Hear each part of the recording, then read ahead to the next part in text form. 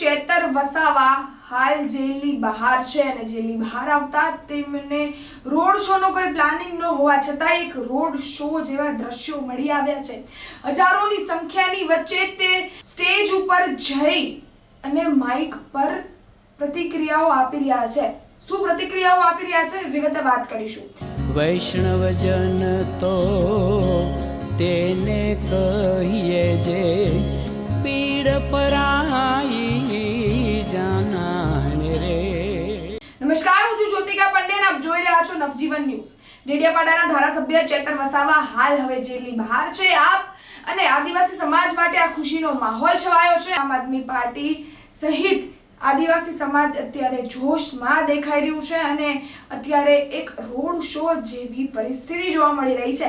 ચેતર વસાવા જેલની બહાર આવતા તે જોતા ત્યાં હજારોની સંખ્યાઓ એક સ્ટેજને કવર અપ કરી લે છે અને ચેતર વસાવા ત્યાં સ્ટેજ ઉપર ચડી અને નિવેદનો આપે છે અને હજારોની સંખ્યાઓની વચ્ચે તે ઉપર ચડી અને કહે છે કે હું ચેતર વસાવા, ભલે તમને ડેડિયાપાડા જવામાં રોકવામાં આવ્યો છે પણ હું ડેડિયાપાડાના પ્રશ્નોનું નિરાકરણ લાવીશ। હું તેનો ધારાસભ્ય છું, મારો આ હક બને છે, મારી આ ફરજ બને છે કે હું ત્યાંના પ્રશ્નોનું નિરાકરણ લાવું। એટલે હું ભલે બહાર બેસીને પણ હું ત્યાંના પ્રશ્નોનું નિરાકરણ લાવીશ અને મને વિશ્વાસ છે ન્યાયશાસ્ત્ર ઉપર કે તે મને ન્યાય અપાવડાવશે। ત્યારે વધુમાં આ વિષય ઉપર ચેતર વસાવા શું કહી રહ્યા છે સાંભળીએ। વિધાનસભામાં મને 1,18,000 મત મળ્યા, 60,000 ની તો મારી લીડ હતી।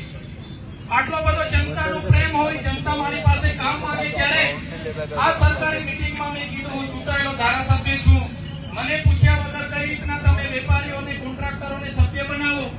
પણ આ ભાજપના નેતાઓ ત્યાં બેઠા મને ફસાવાનું કાવતરું કરીને બેઠા હતા, પોલીસ મને ફસાવાની કાવતરું કરીને બેઠી હતી, તેનો મને અંદાજો નતો। હું પોલીસ સ્ટેશને સામેથી અરજી આપવા ગયો અને મને એરેસ્ટ કરી લેવામાં આવ્યો। એક વિપક્ષના ધારાસભ્ય તરીકે સંવિધાને અમને સત્તા અને પાવર આપ્યા છે, છતાં આ લોકોએ મને 2 વાગે એરેસ્ટ કરી લીધો અને એફઆઈઆર રાતે એમણે 307 જેવી ગંભીર કલમો લગાડીને અહીંના આઈપીએસ અધિકારીના ઈશારે મને જેલ હવાલે કરવામાં આવ્યો। વડોદરા સેન્ટ્રલ જેલમાં 80 દિવસ જેટલો સમય મેં કાઢ્યો ત્યારે મને એટલું જ દુઃખ થયું કે મારો ડેડિયાપાડા, સાગબારા અને નર્મદા જિલ્લાના જે લોકો છે એ મારો પરિવાર છે। એ પરિવારના દુઃખના પ્રસંગોમાં હું હાજર નહીં રહી શક્યો, એ પરિવારના મેં સુખના પ્રસંગોમાં હાજર નહીં રહી શક્યો, એનું મને દુઃખ છે। પણ મિત્રો, આજે જ્યારે નામદાર હાઈકોર્ટે મને જામીન આપ્યા છે તો પૂરેપૂરો મને ન્યાય પ્રણાલિકા ઉપર ભરોસો છે। ભલે આજે મારા પર શરતો લાગુ પડી છે પણ આવનારા દિવસોમાં નામદાર હાઈકોર્ટ હોય, નામદાર સુપ્રીમ કોર્ટ હોય, મારી સાથે ન્યાય કરશે। સાથીઓ, આ ભાજપના કેટલાક નેતાઓ, પોલીસના કેટલાક આઈપીએસ અધિકારીઓ વિપક્ષના અમારા જેવા ધારાસભ્યને દબાવવા માટે કોશિશ કરી રહ્યા છે, અમારો અવાજ દબાવવા માટે કોશિશ કરી રહ્યા છે। પણ આ ચેતર વસાવા એકલા નથી, આ ચેતર વસાવાનો એકલો અવાજ નથી, આ બંધારણે આપેલો અવાજ છે, સંવિધાને આપેલો અવાજ છે, અમારી જનતાનો અવાજ છે। તમારાથી ક્યારે દબાવવાનો નથી, પૂરી તાકાતથી અવાજ આવનારા દિવસોમાં જે મારી સાથે જે બન્યું છે સાથીઓ, જેલમાં બેસીને બસ મેં એક ચિંતા કરતો હતો, મારું મનોબળ નહીં તૂટી જવું જોઈએ। એ લોકો એમ કઈ પ્રકારે હેરાન કરીને પોતાના તરફ લઈ જવાની વાત કરે, હું ક્યારે મારા જનતાનો વિશ્વાસ અને ભરોસો નહીં તૂટવા દે। બસ આજે હું મારી પ્રકૃતિને, આજે હું મારા ઈષ્ટદેવને, મારા માતાજીને, મારા ભગવાનને હું પ્રાર્થના કરું છું, જે ગુજરાતના યુવાનોએ, જે ગુજરાતની મહિલાઓએ, ગુજરાતના વિદ્યાર્થીઓએ, ગુજરાતના કર્મચારીઓએ મારા પર વિશ્વાસ અને ભરોસો મૂક્યો છે, હે પ્રકૃતિ, હે ભગવાન, હે માતાજી, મને એટલી શક્તિ આપજો કે એ લોકોના ન્યાય હું કરી શકું। જ્યાં પણ મારા લોકો સાથે અન્યાય થશે, જ્યાં પણ મારા લોકો સાથે અન્યાય થશે, હે પ્રકૃતિ, મને એટલી શક્તિ આપજે કે અમારા લોકોના અન્યાય સામે લડવાની મને પૂરેપૂરી શક્તિ આપે। એ જ આજે હું પ્રાર્થના કરું છું।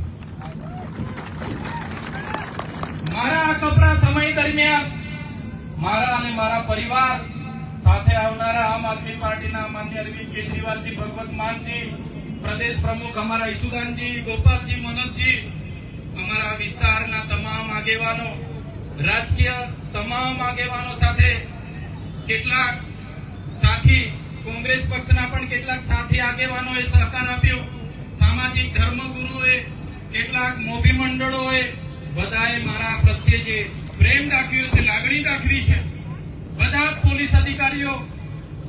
પોલીસ અધિકારીઓ સરકાર અને ભાજપના એજન્ટ નથી હોતા. કેટલાક પોલીસ અધિકારીઓ પોતાની પ્રતિષ્ઠા, ઈમાનદારી, સુરક્ષા સલામતીનું પણ કામ કરે છે. એવા લોકોએ પણ આમાં મને સહકાર આપ્યો છે. જે પણ આ કપરા સમયમાં મને સહકાર આપ્યો છે એ તમામ લોકોનો હું આભાર માનીને મારી વાણીને વિરામ આપું છું. બધાનો ખૂબ ખૂબ આભાર. આજના પ્રસંગે હું થોડો ઘણો વ્યથિત હતો. બહાર આવીને જોયું કે તમારો પ્રેમ, તમારો સહકાર જે મને મળ્યો છે એ સહકાર હું ક્યારે ભૂલી ન શકું કે ક્યારે તમને એ કરી ના શકું. પણ જે પણ આજે તમે મને આવકારવા આવ્યા છો એ બદલ સૌનો આભાર માનું છું. હું તો એક નાનો માણસ છું, નાના પરિવારમાંથી આવું છું. આટલી મોટી ભારતીય જનતા પાર્ટી, એમની પોલીસ, એમનું યંત્ર, એમનું તંત્ર સામે લડવા મારી પાસે તાકાત નથી મિત્રો. પણ જે તમારો સહકાર છે, પણ જે તમારો પ્રેમ છે, જે તમારી લાગણી છે, એ જ મારી તાકાત છે. એ તાકાત થકી આવડી મોટી સરકારો અને પાર્ટીઓ સામે લડું છું. ત્યારે આવનારા દિવસોમાં અહીંના જે પણ ગ્રાન્ટોને સગે વગે કરનારા અધિકારીઓ હોય, અમારા લોકોને રંજાડનારા કેટલાક પોલીસ અધિકારીઓ હોય કે કેટલાક ભાજપના નેતાઓ બે નંબરિયા ધંધા કરતા હોય, એમને પણ કહેવા માંગુ છું, આ ચૈતર વસાવાનો અવાજ હજુ પણ મજબૂતાઈથી તમારી સામે ઉઠવાનો છે. તમે તૈયાર? અહીં ઉભેલા તમામ સાથી યુવાનો, આગેવાનો, વડીલોને કહેવા માંગુ છું, સત્તામાં આવવાની જરૂર છે. ત્યારે આવનારા દિવસોમાં તાલુકા, જિલ્લા, નગરપાલિકા, મહાનગરપાલિકાની ચૂંટણીઓ આવે છે. ગુજરાતના તમામ વિસ્તારના યુવાનોને આહવાન કરું છું, આવો બધા સાથે મળીને ગુજરાતમાં પરિવર્તન તરફ આગળ વધીએ. તમારા સાથ અને સહકારની જરૂર છે. આજે આ સમય આવી ગયો છે. આવો સમય ફરી કદી આવવાનો નથી. આવનારા દિવસોમાં બધા આવો. આજે ભરતી મેળો 9000 સીટો પર લડવા માટે જવાનો છે. એમાં ભરતી થાવ અને બધા લડોને જીતીને વહીવટમાં સત્તામાં આહવાન કરું છું. આજે ફરી એકવાર અહીંથી અમે પ્રદેશ પ્રમુખ સાહેબ સાથે અમે હરસિદ્ધિ માતાજીના મંદિરે દર્શન માટે જવાના છે. ત્યારે બધા જ આગેવાનો, માતા બહેનો જે પણ અહીં આવ્યા છે, પોતપોતાના ઘરે શાંતિથી પહોંચી જજો. તમે ઘરે પહોંચો ત્યાં સુધી અમને બધાને ચિંતા થશે. આટલું કહીને અહીંયા વધારે સમય નહીં રોકાતા. જાહેર માર્ગ હોય, ટ્રાફિકની સમસ્યા અડચણરૂપ ના બને એ પ્રકારે બધા અહીંથી પોતપોતાના ઘરે પહોંચી જજો. આજ વિનંતી સાથે ફરી એકવાર મારા અને મારા પરિવારને સાથ સહકાર આપનાર તમામ નામી અનામી સાથી, રાજકીય, સામાજિક, ધાર્મિક તમામ લોકોનો આભાર માનીને વિનમું છું. અને આજે મને જામીન આપ્યા છે એ બદલ ન્યાય પ્રણાલિકા ઉપર મને પૂરો ભરોસો છે કે આવનારા દિવસોમાં પણ મારી સાથે ન્યાય થશે. સત્યને ગમે તેટલું પરેશાન કરવામાં આવશે, પણ સત્ય પરાજિત નથી, પણ સત્યનો જ વિજય થવાનો છે. ધન્યવાદ. તો મિત્રો, એક છેલ્લો આશ્વાસન આપીને વાત પૂરી કરીશું. ચેતરભાઈ તમારા અને મારા માટે જેલમાં જાય છે. બની શકે કાલે આનાથી મુશ્કેલીઓ આવશે. તમારે અડીખમ ઊભું રહેવાનું છે. બરોબર છે કે નહીં? અને હું ખાતરી આપું છું, જે ભાજપના નેતાઓ કે જે અધિકારીઓએ ચેતરભાઈને જેલમાં નાખ્યા છે, એમને એમના પરિવારથી અલગ રાખ્યા છે. અંબાજીથી લઈને ઉમરગામ સુધીના આદિવાસી સમાજના અવાજને દબાવ્યો છે. 2027માં સરકાર બનતાની સાથે વ્યાજ સાથે વસૂલાત કરીશું. જય આદિવાસી, જય જોહાર.